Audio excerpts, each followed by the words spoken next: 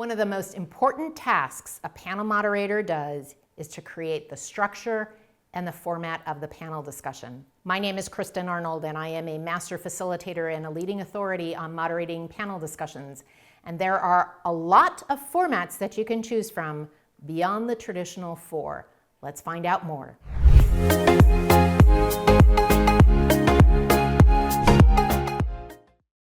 Formats come in all shapes and sizes, and most people rely on the few traditional formats. This video is going to introduce you to a total of 27, I think it's 27 different formats that you can introduce that will make your panel the hit of your meeting, conference, or convention. So let's just dive right in. Okay, so let's talk about the 4 traditional formats. The first one that I see the most often is the main stage style, where there's some introductory remarks and welcome.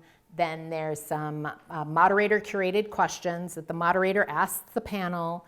Then there's no audience Q&A. They just go to a wrap up because it's in a main stage. It's a short panel, whatever the situation is, but they don't want to do Q&A.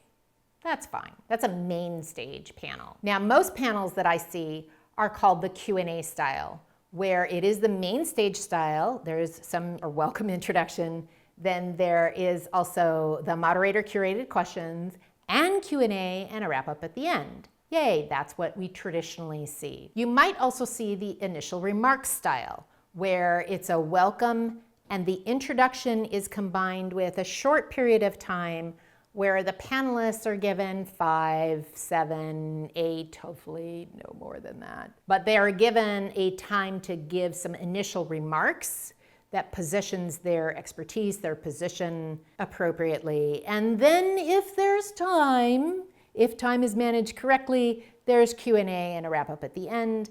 And then finally, there is my least favorite, called the presentation style. It's called a panel presentation, not a panel discussion, in that you have a welcome and introduction, then you have presentation, and then maybe there might be some Q&A at the end with some final wrap up and takeaway. I just think that that's the wrong use of time. Why don't you give these people a slot, a speaker slot? Say you're going to speak. Because what happens to the panelists? Are they watching this person speak? Like, it's just so awkward for the audience. It's awkward for everybody. What happens if somebody goes over time, which, oh my gosh, could that happen? Then you've lost time for Q&A. It becomes just a total disaster. And to put the cherry on the top of the cake, the man who actually wrote about the panel discussion back in 1932, as far as I can tell, this is the first person who actually codified what is a panel discussion. He said, the one unforgivable offense in a panel discussion is for someone to rise and give a speech. So why would we let somebody give a speech when it's supposed to be an awesome conversation among colleagues, experts, practitioners in their field, so that we can get something for the audience that the audience can't get on Google or YouTube, that it is unscripted, it is unplugged, it is awesome. That's what you're looking for. So do any of those panel formats sound like they would give you that kind of experience? They might, with your intentionality. So your goal as a panel moderator is to take the panel format and really make sure that you're delivering on the promise to the audience, and the audience is like leaning forward going, oh, this is amazing information. It's going to make my world brighter, livelier. I'm going to make more money. I'm going to feel better. I'm going to fill in the blank. That the audience is deriving some kind of value from being in that audience. Okay, so you go, Kristen, what else you got?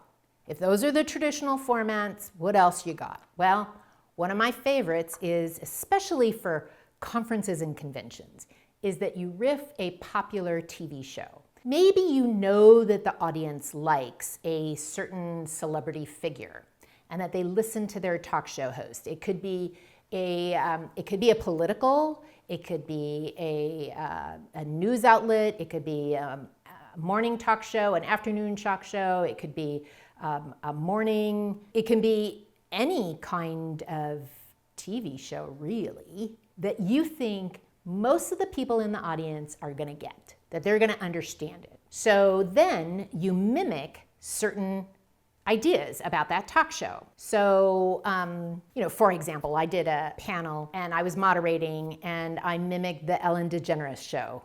She's not online anymore, or she's not on air anymore, but this is back in the day. So I wore a white suit, breasted, I had a what is it called? I was wearing a suit. I had cute little Ellen shoes. I even, put on a little wig, a blonde wig. I know, you're having a hard time seeing that. And it was Selling with Ellen. Get it? And so I came out, I did a little monologue that introduced everybody, and then we did a couple of things that Ellen normally does in her show. It went over fabulous because it was more entertainment as well as edutainment. So this is great for conventions and conferences. It takes a lot of work, but some of these aren't as much work. So for example, you might, and I'm dating myself, but David Letterman always had his top 10 list. Well, you could do a top 10 list. Like, okay, so we're gonna ask the panelists, let's co-create a top 10 list about our topic. These are simple things that you can do. Riff a TV show. So there are other kind of TV formats that you can emulate. There are plenty of debate show kind of formats. Usually those are in the TV news section. You could also do talk shows. You could emulate Friends, some kind of, like you're in a cafe and people are wandering on and sitting and having a cup of coffee. It's much more casual. You could have a American Idol type of TV show where you have somebody from the audience as a contestant and they're in the hot seat and they're getting some feedback from the panelists. Or you might even have a Shark Tank type of somebody is trying to pitch the panelists. That's called a pitch panel. There are all kinds of different ways that you can have fun with a format. Another format is the more obvious format that you hook into the event theme, or maybe it's where the location is. If it's in Hawaii, well, let's go with that Hawaiian theme. Why not? Surf the wave. You can use all kinds of metaphors and analogies and use them to create your format. Okay, so those are TV formats. So we've talked about traditional formats, we've talked about TV formats. Let's talk about room set formats. A typical panel, you're sitting behind tables, or maybe you're in rounds, or maybe you're in a theater in the round. When you put the chairs in the middle, that's called a fishbowl or a panel in the round. So you could actually have a circular set where everyone is watching this very intimate conversation, and it makes it really great because they're now talking to each other, and the moderator is walking around the fishbowl gathering questions from the audience. Now you can even take it one step further and do the musical chair version, which is when somebody has something that they want to add, they want to come in, they put their hand on the back of one of the people who has finished talking, and when that person is finished talking, they have to leave and let that other person come in. Isn't that awesome? There's just so many ways that you can use the format in the room. If you want people to talk to each other, it's hard to do if they're sitting in a line. But if you have them seated in small groups, in rounds, then it's easier. So you want to think about, well, how is the room set up and how is that going to lean into your format? There's another kind of format that I particularly am fond of, and it's the audience-driven format, where we let the audience crowdsource the questions that they want answered, the burning questions that they want answered. Now, you can get that information ahead of time. You can get that on the app. You can have them write some question cards. You can have them write it on a piece of paper and send it to you versus a paper airplane. I don't really care how you get the questions, but those questions are what drives the panel discussion. So you can do it manually. You can do it online, but it's just an easy way for you to let the audience control the panel discussion. Now, I will tell you that there are some meeting organizers who are very uncomfortable with that because they're like, who's going to look at the questions? Who's going to make sure that they're good questions? Well, number one, if they're not a good question, generally people don't upvote them, so they don't rise to the top. And I, as the panel moderator, if it's a dumb question, I'm just not going to ask it. So I don't think the risk is that much unless the person who posted the question is kind of a bully and they won't let it go. So you have to balance the risk on that one. But I love that kind of format. Finally, we're going to get to the way that I probably format almost all of my panels, is I do segments. There's a welcome and introduction. So I'll make sure that that's interesting and it's not your traditional. And then there's probably some moderator curated questions, but every 6 to 10 minutes I do something a little different, something that piques people's attention. And I change them up. It's not the same thing each and every time. It might be that I start with a question. Would you rather do this or would you rather do that? Do you agree, disagree?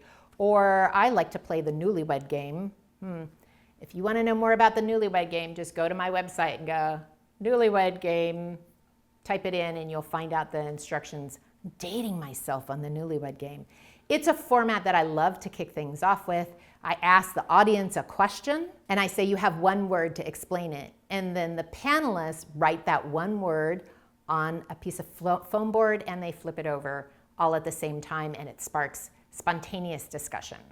That is a piece that you put in the format. So that if you think about your panel, it's a format. So maybe in between each segment, you decide you're going to go take a question or two, and then you go back and you do another segment, maybe show a video to kick off that segment, or maybe you take a poll of the audience, and then you do that segment, and then you go back to the audience to do audience Q&A.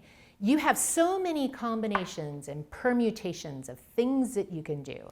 And my book, 123 Ways to Add Pizzazz to a Panel, has all kinds of things that you can do that, you just go, you could do that in a panel? Yes, you can. It's your job to deliver on the promise of the panel to the audience and to do it in an engaging and interactive way.